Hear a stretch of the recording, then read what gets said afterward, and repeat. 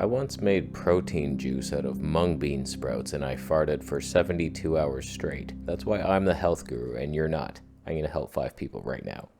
Let's make babies. Let's make babies. So if you ever have a question, post it down below. I might be intrigued and save it or completely ignore you. That's the more likely scenario. Would you recommend carnivore or fruit and meat? It depends what you're going through. I feel like fruit and meat would be the more natural thing and the safer option. You're getting both plant nutrients and meat.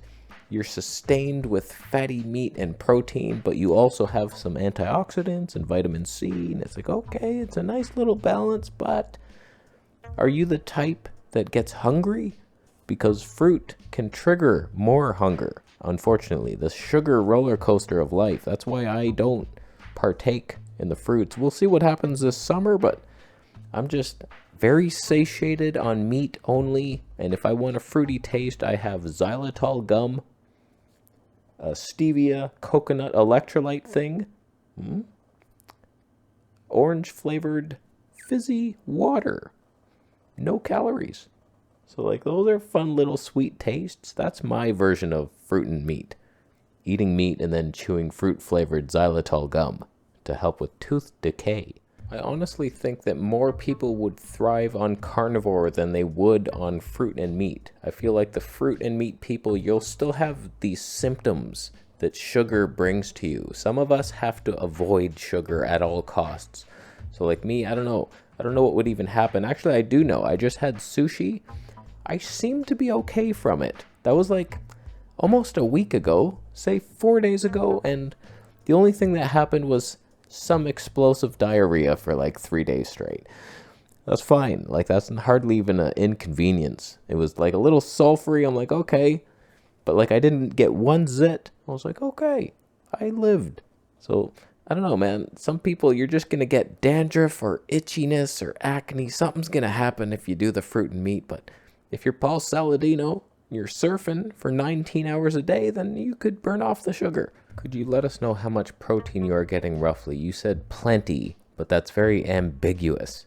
That's not ambiguous. Ambiguous is a woman who stares at you from across the room and she's twirling her hair and she's like, she's showing, that's probably not the word, ambiguous. Oh boy, I mixed those up.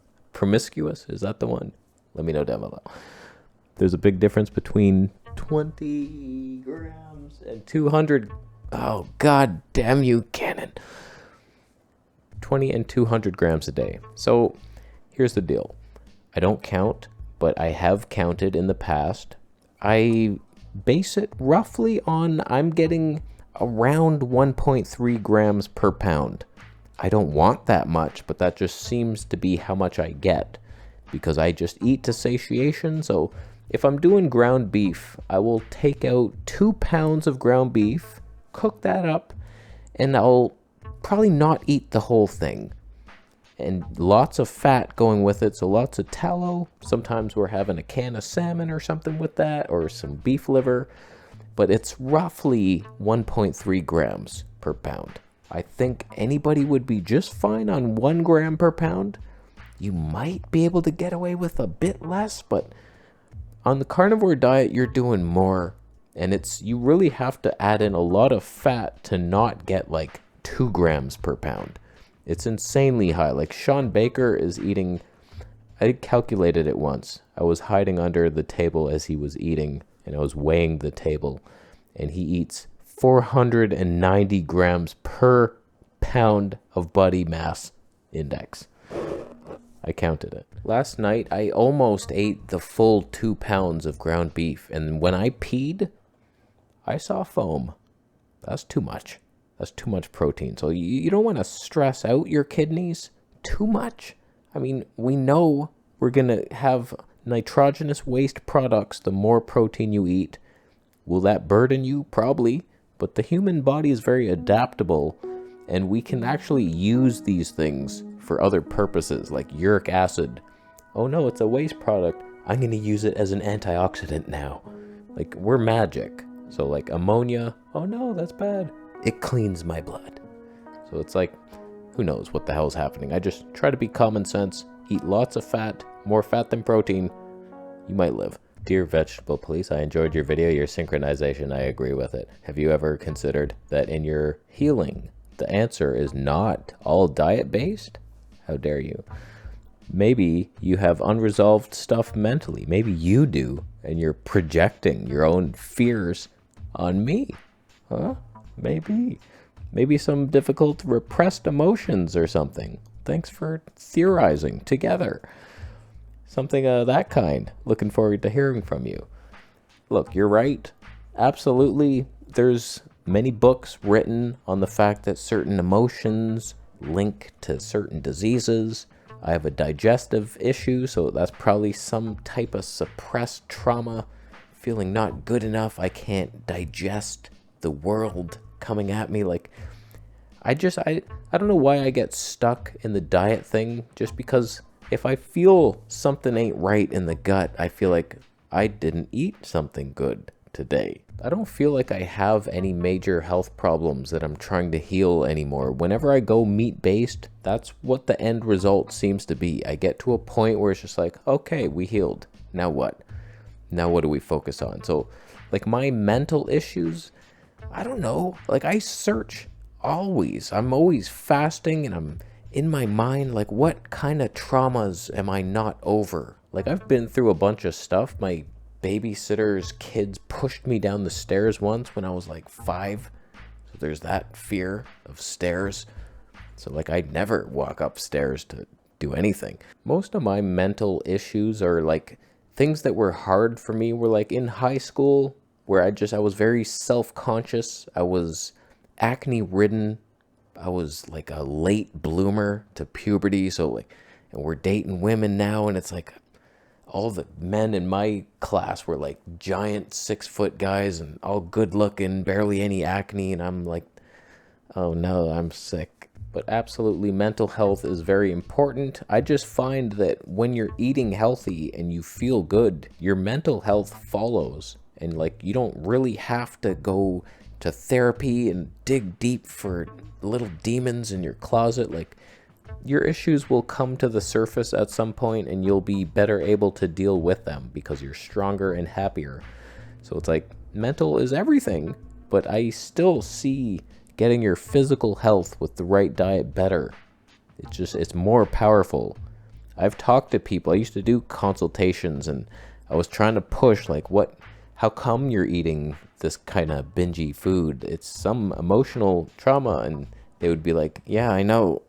I don't want to talk about it. So, like, it's harder to deal with the emotional issues, but just let it out there, man. I just share everything that's on my mind, and if it'll help somebody, cool. But I say physical first, and then you deal with the emotions later on. One question, dude, is Reggie alive? Bring him to your apartment. Your old followers love him, please. He is alive. He's alive and well. So that was our cat that we got in 2009, I think. And he was a little kitty from Humane Society. He was the cutest one. I really do regret not getting his brother. I think my mom wanted it, and I was just like, that's going to be a nightmare, having 2 cats. But I think if you're going to have a cat, you should have 2 at least. They're pack animals. They're much happier in a group. So, like, we had him for a long time, and then 2017, I moved to Thailand. So that was basically turned into my mom's cat, and he got very fat. My God, she used to feed him so much, I think as, like, comfort food, because that's what comforted her. So she was, like, eating food and making all these recipes, and so she wanted to give that love to Reggie. And when I came back, he was heavy. I was like, wow, what have you done? So, like, I'm trying to get Lee to feed him better now, but that's Lee's cat, and Lee needs somebody there. Like, he's alone. He was with my mom. He's taken her death, like, harder than I am. He's still quite emotional, so he needs that cat there, keeping him company. That cat is the reason he's alive right now. So I'm not taking him, and my fiance is deathly afraid of him. Not Lee, the cat. Reggie has this thing where he'll just swat you for no reason. You walk by, he'll just be like, and really dig into you, he doesn't do it to me or Lee because we will kick him in the face. I'm joking, but like I've hit him I just like, he'll swat me. I'm like, what are you doing? And smack. So like, that's on me. I wouldn't do that anymore, but like, I don't know, you just want to discipline these little bastards. So like, he'll swat, and Cynthia's just afraid to walk by. She needs like a long cardboard thing to walk by so he won't. So like, in here she would be afraid to walk around. So I don't think we're gonna take him in, but like, if Lee had to leave or something, I would take him. So like, she has to deal with that. And of course I would love Reggie, and he'd get him all slim. So like, I don't know, he's doing okay. He does limp. I think he has some like, his nails are too long. We've never cut them. I should attempt it, but I'm afraid. So I don't know, he's alive. He's doing okay. He's really old now. He was like 3 months when we got him. So he's about 15 years old. So right up there. Siamese, Burmese mix. He's a good cat. He still remembers me. He comes up to me somewhat if I feed him liver. He's a good cat. All right, last question here. I wonder why you do fasting. When you start carnivore, you have to listen to your body, especially you're not overwhelmed at all. I don't understand that last part, but why do I fast? I think that's the healthiest thing. In fact, I was doing pretty good on the carnivore diet, but when I started dry fasting 1 day a week, everything changed. I now never break out, it seems. Everything just seems better. Digestion's better. Everything is good. And I think fasting is the healing thing. It's the most healing. When I did the 21-day fast, all the redness in my face melted away. If I didn't break that thing with raw eggs and then raw chicken hearts that were in my fridge for like 3 weeks, I might have lived through that one. If I would have just been normal and drank juice or something, that would have been the ultimate thing ever. But the 5.5-day dry fast I did, I was just so sick as a vegan, and my gut was terrible. I had eczema on my head and lumps on my eyes. Like, I didn't notice much of a benefit because I went back to a vegan diet after and just like continued to irritate my gut. But fasting is the best ever, and it's just discipline. It's saying thank you to God. I'm going to take a day off. I'm not going to be a glutton all week, every week. It's part of me saying thank you for the animal sacrifices that I eat all this meat, but I'll take 1 day off and I repay. Thank you so much, God, for giving me these animals and my health back. So it's just like a way to pay back. God rested on the 7th day. Why aren't you doing it? Oh, you're going to just keep going. So sometimes it's good to take a break.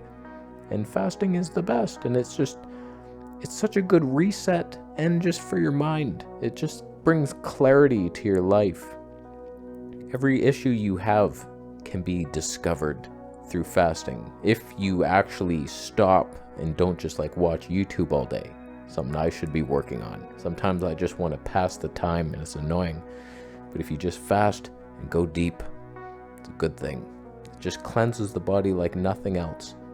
It's the ultimate thing. We should all be doing it more often. I might even start doing 2 days a week if I can fit it in there somehow. I just did that last week and it was hard. So like, we might get there, but I'm still just as strong and more healthy. So it's amazing. Fasting is the best thing ever. It's dry fasting, especially.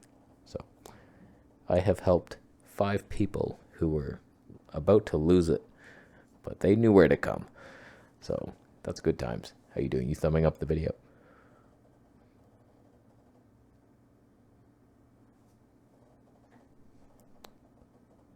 Thumbs down if you are frying seagull eggs right now. It's the least healthy egg possible. French fries and ice cream do not develop into nice orange egg yolks. If you've noticed, seagull egg yolks are like a pale green. Slimy. It's not even good. Why are you doing it? It's not something you should have done, but you're doing it. I'll see you on the next Q&A. Why do I have stomach cramps? Is it the seagull eggs? Probably. I'll leave. How you doing? You subscribing for more videos? See you next.